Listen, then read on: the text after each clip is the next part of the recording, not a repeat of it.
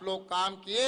हम लोग आज जो एक जिम्मेदारी से जो काम किए, एक तो गुजारिश है मेरे तरफ से, राजीव गांधी जी ने जब 21 साल था वोट हक, राजीव गांधी जी ने युवाओं को वोट देने के लिए 18 साल कर दिए कॉन्स्टिट्यूशनल अमेंडमेंट से। मगर जिस दिन 21 साल वोट का हक थे, तब एमएलए एमपी चुनाव लड़ना है तो 25 साल थे। मगर आज के तारीख में 21 साल में आईएएस आईपीएस बनकर इस जिले को, इस देश को चला रहे, तो तब एमएलए क्यों नहीं बन सकते 21 साल में? जब वोट हक था 21 साल, तब चुनाव लड़ने के लिए 25 साल लागू किए, कानून किए थे। आज वोट हक 18 साल हो गए। इसीलिए हमारे तरफ से राजीव गांधी जी के याद में उन्होंने जो अमेंडमेंट किए, उनके याददाश्त में असेंबली चुनाव में 21 साल चुनाव लड़ने का कॉन्स्टिट्यूशनल अमेंडमेंट करना है। हमारे तरफ से, तेलंगाना के तरफ से आने वाले दिनों में असेंबली में ये रेजोल्यूशन पास करके आपको जिम्मेदारी देंगे।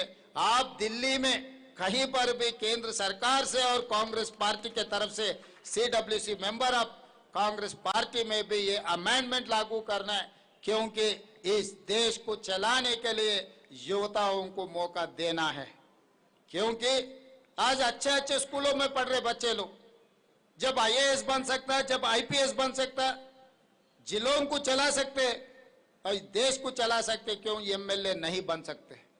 इसीलिए मैं ये मंच पे राजीव गांधी जी को याद करते हुए मैं आपको यही गुजारिश है, 21 साल वो चुनाव लड़ने के लिए एमएलए का जो कॉन्स्टिट्यूशनल अमेंडमेंट के लिए आप जिम्मेदारी लिए तो हम खुशी हो जाएंगे। यहाँ सब लोग उसके लिए इंतजार कर रहे हैं। ये जिम्मेदारी हम लोग आपको दे रहे हैं।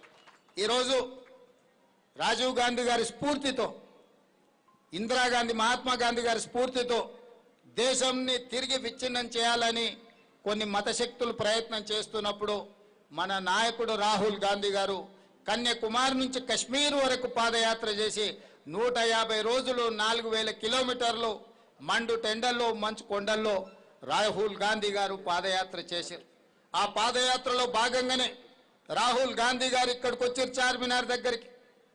భారత్ జోడో యాత్రలో భాగంగా రాహుల్ గాంధీ గారు ఇక్కడికి వచ్చి ఎక్కడైతే రాజీవ్ గాంధీ గారు జెండా ఎగరేసినరో ఈ దేశ శాంతి భద్రతల కోసం, మత సామరస్యాని కోసం, రాహుల్ గాంధీ గారు కూడా ఇక్కడనే జెండా ఎగరేసి ఇక్కడ ప్రజలకు మాట ఇచ్చిండు, తెలంగాణ రాష్ట్రంలో మీరు ప్రభుత్వాన్ని తీసుకురండి, మత సామరస్యాన్ని కాపాడడమే కాకుండా ఎస్సీ ఎస్టీ బీసీ మైనారిటీల యొక్క హక్కులను కాపాడతాం, వాళ్ళని అభివృద్ధి పదం వైపు నడిపిస్తాం, సంక్షేమ పథకాలను వాళ్ళకు అందిస్తామని చెప్పి ఈ వేదిక నుంచే రాహుల్ గాంధీ గారు చెప్పడం జరిగింది।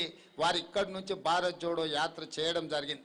అందుకే ఈనాడు వారిని స్ఫూర్తిగా తీసుకొని తెలంగాణ రాష్ట్ర ప్రభుత్వం ఎస్సీ కేటగరైజేషన్ చేయడమే కాదు, బీసీ కులగణన 100 సంవత్సరాల సమస్యకు ఈనాడు మనం పరిష్కారం చూపించడం జరిగింది।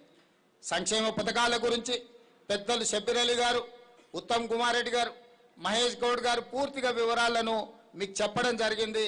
నేను చెప్పాల్సిన అవసరం లేదు। నా యొక్క మనవి ఒక్కటే, కుట్రలు కుతంత్రాలను చేసే వాళ్ళను తిప్పికొట్టాలి। జరగబోయే ఎన్నికల్లో ఈ రోజు చీలిక తీసుకురావాలని కేంద్రంలో ఉన్న పార్టీకి బి టీమ్గా మారి మొన్న జరిగిన పార్లమెంట్ ఎన్నికల్లో మీరు చూడండి, మహబూబ్ నగర్, చేవెళ్ళ, సికింద్రాబాద్, మెదక్, మల్కాజిగిరి, కరీంనగర్, ఆదిలాబాద్, నిజామాబాద్ 8 సీట్లలో బీఆర్ఎస్ పార్టీకి డిపాజిట్ జప్తు అయితే బీజేపీ ఆ 8 సీట్లను గెలిచింది। అసెంబ్లీ ఎన్నికలప్పుడు 37% ఓట్లు వచ్చిన బీఆర్ఎస్ కరెక్ట్ 4 నెలల్లో పార్లమెంట్ ఎన్నికలు జరిగితే 15% పడిపోయింది। 22% బీఆర్ఎస్ ఓట్లు ఎక్కడికి మాయమైన, ఎవరికి చేరినాయో మీరు అంచనా వేయండి। ఎవరి మధ్యలో అవగాహన ఉన్నది, ఎవరిని ఎవరు బలపరుస్తున్నారు? ఇవాళ జూబ్లీ హిల్స్లో కూడా అదే తతంగాన్ని ఈరోజు కొనసాగించాలనే కుట్ర జరుగుతుంది। చీకటి ఒప్పందాలు ఉన్నాయి। ఇవాళ రిజర్వేషన్లు పొంచకపోవడానికి ఈ రోజు పేదలకు సహాయం అందించకపోవడానికి ఈ రోజు వాళ్ళే కారణం. ఈ కుట్రలన్నీ